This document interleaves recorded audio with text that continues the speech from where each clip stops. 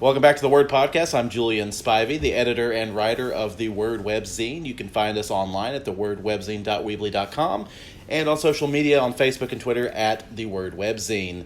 My guest today is one of my closest friends, Brittany Oviedo, and she's going to join us today to talk about horror movies with Halloween coming up. I thought it would be a fitting topic. So how you doing today, Brittany? I'm doing good. How are you? Doing well. Ready to get this thing on the road. So I think today we're going to talk about some of your favorite horror movies and maybe a few other horror movie related topics. I knew you'd be the go-to person because Halloween's your favorite holiday, right? Absolutely. Halloween, then Christmas. Before we even get into the horror movies, why do you love Halloween so much? I just honestly like all things spooky, scary. I was raised, doing haunted houses with my family. We try to be the best house on the block. I just love it so much. It's fun. Do you? I don't know if you have a ranked list or if you just want to start talking about them. So whatever one you want to go for, just start listing off some of your favorite horror movies and we'll discuss them. Alrighty. I can't say that maybe I do have a top. I don't really want to commit though. Yeah. I love Texas Chainsaw Massacre. I know that's one of your favorite. Is that because you're from Texas and there's kind of a lore about it, or is there some reason why you just love Tobe Hooper's movie from the mid-'70s? It may be my Texas pride getting in the way. I've got a pretty big ego about Texas. Who doesn't? Honestly, seems to be a Texas There's pride Texas-shaped thing. waffles. I mean, there's no doubt about it. We're pretty great. Don't mess with Texas. Don't do it. I really just enjoy and I guess it's gore. Gore is, I loved it. But really, it's nothing like compared to the movies today, though, is it? No, I definitely have not seen Texas Chainsaw Massacre yet. I'm I'm kind of a wimp when it comes to most of the horror genre. Yeah. You definitely should. I think it's a really fun film. Fun. I use that very loosely. There's suspense. There's kind of like, oh, that's really bad, but you can't look away from it. There's meat hooks, there's, cannibals, there's family unit. It's got everything. Solid 10. Even though I haven't seen it, have you ever heard the story about how Tobe Hooper came up with the idea for that movie? No. No? I actually, even though I haven't seen it, it's one of my favorite stories in Hollywood. He was just a struggling screenwriter, director in the 70s and was going into a hardware store for just looking for something he needed. And he saw an entire row of chainsaws. And he's like, well, this could really mess somebody up. So that gave him, just walking into a hardware store, gave him the idea for a chainsaw murderer. So that's kind of what started the Texas Chainsaw Massacre. Yeah, hardware stores are pretty scary. They can be. You can do a lot of damage intimidating. with stuff in hardware aisles. What do you have next on your list? The Exorcist is definitely one of them. Early Fantastic. 70s movie directed by William Friedkin. What do you love about that? Just the classicness. I mean, it didn't age very well as far as Why not? Cinematic effects. Back then I'm sure that it was like the bee's knees, but now, some of them are kind of laughable. I believe it was the first real horror movie to ever be nominated for a Best Picture Oscar. It didn't win. I believe it may have been the same year as the original Godfather, which is hard to beat. Definitely a close second, though. Exorcist is, incredible, memorable, pretty good acting. It's, there's a lot of spooky stuff that happened behind the scenes, which is really cool, so. All right, what's next on your list? The Orphanage. The Orphanage. Yeah. Is that one of Guillermo del Toro's? It is. I know you're a big fan of del Toro's work. I love him. He's fantastic. His monsters, his directing, his ideas are incredible, and I know that it's in Spanish, but I urge everybody and anybody, even if you don't speak Spanish, to watch it, catch up on the subtitles. It's incredible. Doesn't hurt to read a movie every now and then. That's what I'm saying. Just take a gander down at the screen. So kind of what about The Orphanage do you recommend for people? Because I know the subtitles thing will be an issue for some people, but why is it still worth their attention? It is. I mean, the acting is phenomenal. There's a few child actors, and they absolutely nail it. I know child actors are really big right now. Absolutely nail it. There's this whole idea of the emotions kind of, leading you through the film. So the whole way through you are with these characters, and it just kind of leaves you exhausted. It left me sick to my stomach at the end, and it's not straight, gore, torture porn, or, jump scares here and there. It's all pure emotion. Pure emotion. Do you have anything else from Del Toro on your list? I know you're a big fan of Pan's Labyrinth. Yes, that's what I was about to say. Not typically horror, but the monsters are incredible. Pan's Labyrinth, another one. Just read the subtitles, I think if a movie has monsters in it, it can be classified as a horror. Yeah. Maybe not what a lot of people would think as a horror, but you have movies like Jaws that are considered horror, even though the monster's a shark, which is a real life horror, which I guess why it makes it so affecting. But have you seen Shape of Water, which Del Toro famously won Best Picture for recently? No, never. You haven't got seen to that watch one yet? it. I'm got sure it on Amazon. I'm sure as a Del Toro fan, you would love that. All Oh, right, absolutely. what do you have next on your list? Jaws.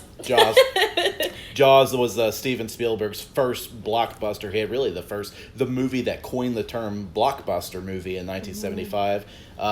Just an all-around great movie, and one of the few probably on your list that I have seen.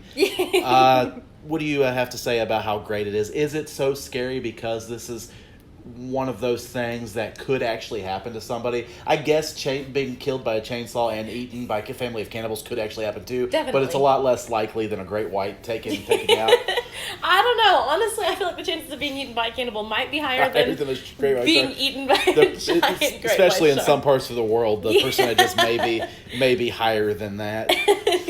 I think it's just kind of, that's the movie that made everybody and anybody, at least for a little bit, a little terrified to get into the water. My wife refuses to watch it because she loves the ocean so much. She just will not watch Jaws.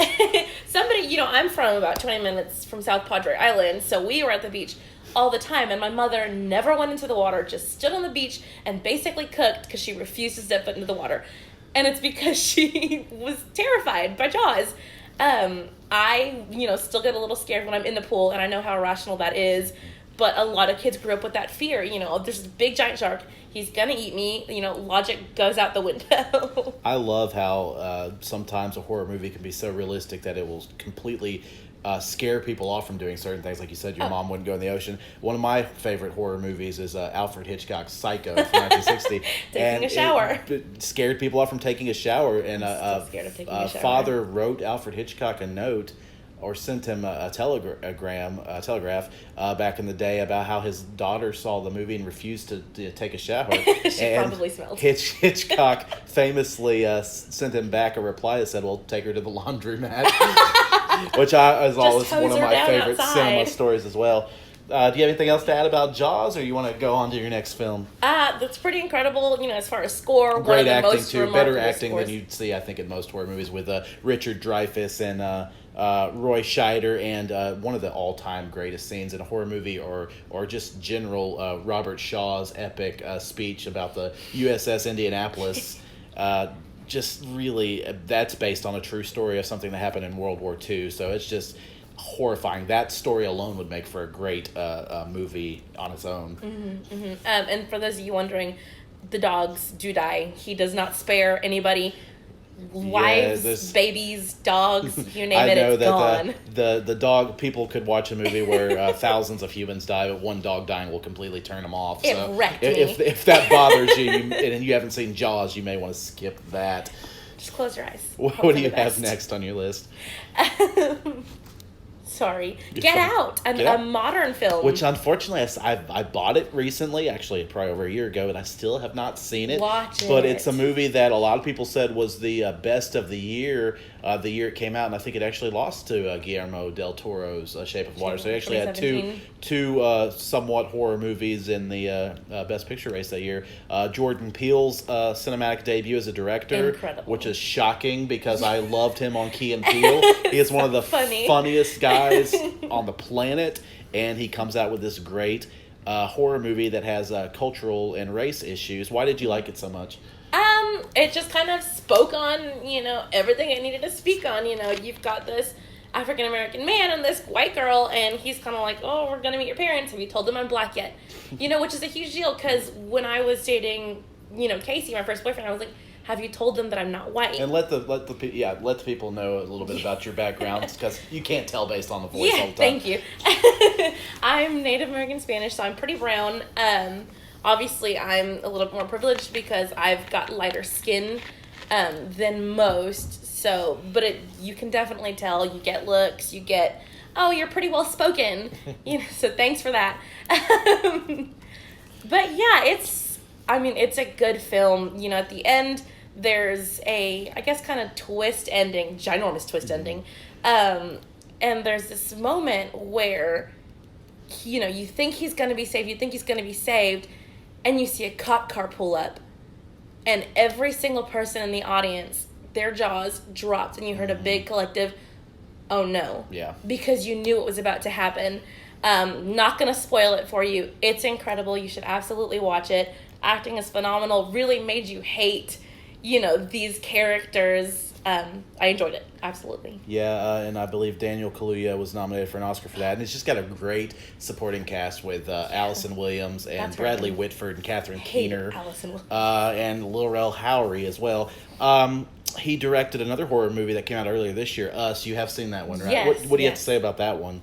Is it as good as Get Out, or is it bad? Some people thought it was even better, but I think critics thought it was a great movie, but not quite as good as Get Out. Yeah, I think a lot of people, I think the points, were kind of hit and miss here and there. It was definitely creepy. The creep factor was absolutely there, more creepy than, Get Out in some ways. And it deals with more normal horror tropes with like doppelgangers. Yeah. I know it's not one of the big ones, but still it's more than what Get Out was taking on. Yeah. Get Out was more modern, kind of like, what would you think if, and this was kind of like, here's some flat out horror and also some background to it.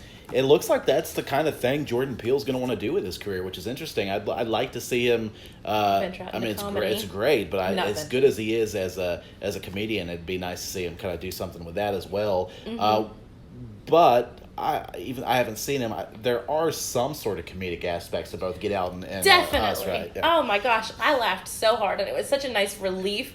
A cut from the tension. I loved it. Loved it. All right, what do you have next on your list? Let's see, Friday the 13th. That's a really good one. We got to get to some of the major series of films that everybody loves to watch around this time of year. 12 of those. Yeah. 12 Friday the 13th. But how many of them are actually worth watching? Maybe about 3. So you want to talk about the original then? Yes, absolutely. Go ahead and say some good words about it. Another one of those things like Jaws, scared to jump in the pool, or Psycho, scared to shower. I was scared to sleep when I first watched this. So thank you, Mom, for showing me that. I stayed up as late as I could, was drinking Mountain Dew and kind of running around my house because I was so terrified, because you have no control of your dreams, and that's, unless you can, somebody tell me how. I love that. I've got a lot of scary dreams all the time, probably because I'm so into horror. Probably. But it's terrifying. The acting was phenomenal, and Freddy Krueger in this film was a lot better. He was more of a monster and more serious, like, I'm here to kill you, and this is why, as opposed to, in the later films where he's kind of like, ha-ha, I'm here to kill you, and I'm really funny. I haven't seen Friday the 13th, and I did realize when you mentioned Freddy Krueger, you're actually talking about Nightmare on Oh my Elm God, Street, yes, I totally am. which is actually one of the few horror movies I have seen, and Freddy Krueger is a great... I'm so sorry. Yes, that's all right. Freddy. Freddy Krueger is a great... Well, I hadn't seen it, so I was like, it took me a while to get what you were talking about. But Freddy Krueger is one of the all-time great movie villains, monsters. And that is a great series. Are you also a fan of Friday the 13th, though? Oh, yes, definitely. Jason Voorhees is... I think I would be him if I was a serial killer. And also, there's kind of a great series within a 10-year span, 5-year span. You had Friday the 13th. You had Freddy Krueger in A Nightmare on Elm Street, and you also had Michael Myers with Halloween. Are you also a big fan of that series? Fan of Halloween. So, what do we have next on the list? Halloween. Halloween, all right. Go ahead and add something about the Michael Myers series. And there's a lot of those, too, and how many of those are actually worth watching? Honestly, the first one and maybe the last one. I heard there were a lot of good things about the sort of rebooted one that's kind of still follows Jamie Lee Curtis's character. Yes, I believe it did come out last year. It kind of resolved the whole thing, kind of got rid of all the, BS that was in the middle of the 8 million whatever films that there were. Yeah. That's the problem with the horror series. You start out with a really critically acclaimed and great movie, and then you just want to continue with it, and it just doesn't always play ever. out very well, if ever. Every now and then you'll have, for instance, the even though the second one that recently came out wasn't as critically loved as the first one, the It 2 seemed to be, which they should have named It's. Yeah. But that's actually a Bill Hader joke. He said it just should have been named It's on an episode with Conan O'Brien. But yeah, rarely do the sequels and prequels of horror classics work out as well as they should. Like they even did like 4 Psycho movies, even though And Hitchcock was only with the first. So why continue? Yeah. But did you have anything else to add about Halloween? Loved it. Loved Jamie Lee Curtis. She's the original Scream Queen. She is my idol.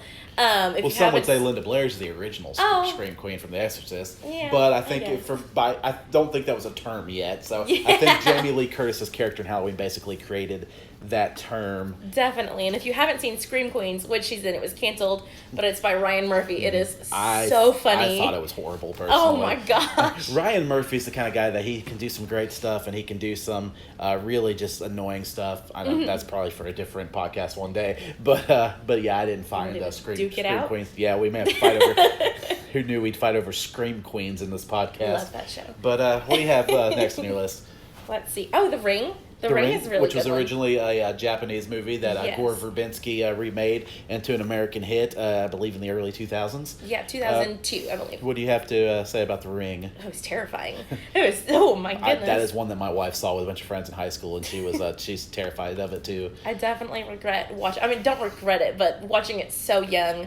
Funny story about that. When my parents were still together, I was in, I guess maybe like 4th or 5th grade, and I used to sleep in these big white Hanes shirts that my dad would wear to work, and I had this long black hair. So one day I was fresh out of the shower, dressed in my nightshirt, went to bed, and I was so sleepy that my dad was able to wake me up. He brushed my hair over my head, and he carried me into the room and set me down next to my mother right after she'd watched the film, and he said, babe, get up. And she woke up, and let me tell you, she smacked the shit out of me. Sorry for my language. Is that why your parents are no longer together? Probably, honestly. That's kind of what I thought. He's kind of a prankster. So he did that to your mom after watching The Ring, and then, broken family. Scarred us both. All 3 of us. What do you have to add next? Is that all? Oh, Sinister. Sinister, which is a newer one. What do you have to say about that? I love Sinister. I'm not, Ethan Hawke is in it. He's okay, don't really care for him in the film. But it kind of falls into it definitely falls into the found footage subgenre of horror. And I really enjoyed the Super 8 tapes. Oh my goodness, they were terrifying. They kind of play one after the next, and you think it can't get worse. And it just does. It absolutely does. That film left me with kind of chills down my spine for a little bit. It's got a pretty great monster, as far as monsters go. His name is, I guess, Mr. Bookie is his name. He's a Babylonian pagan creature, kind of a myth deal, and he's terrifying. So there's one, I kind of looked at your list a little bit, and there was one I saw on it that's kind of become a cultural thing, even though it started out as kind of this indie film, and that's the Babadook. Yeah. What do you have to say about that? The Babadook is a good one. It took me a little bit to watch it because everybody was kind of, so scared and overhyping it in my brain. When I watched it, I was relieved that it wasn't as terrifying, but it was equally, just sad, and, it deals with grief, and a whole lot of fear. The child is terrifying. Oh my gosh! I don't think you ever see the monster. That's a really good trope of horror movies, is terrifying children. Yeah, children are scary. I don't recommend them.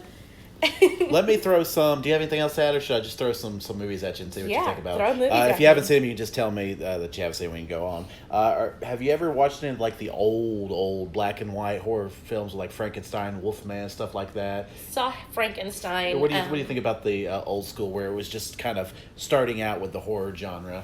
I enjoyed them. We watched a series of them at the drive-in. When I was younger. Awesome. Yeah, it was incredible. I think that's basically what got us started. My mom is a huge horror fan, so we went out to the drive-in every Friday or Saturday during October, and it was Frankenstein, The Exorcist, which was terrifying to watch at the drive-in. I bet.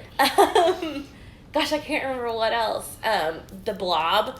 Yeah. That one, that was silly to me, Yeah, it is even kind of as a silly, kid. but yeah, but, it was a classic. Yeah. Scream from the 90s. Incredible. Love it. Drew Barrymore, iconic. That's a Wes Craven movie, who he also did Nightmare on Elm Street. And, oh my gosh, that's a good movie. Are you into zombies much? Or because am. one of the few horror films that I am a huge fan of is George A. Romero's original 1968 Night of the Living Dead, which has a little bit of race issues in it as well, because the main hero is a black guy at the time. It was unusual.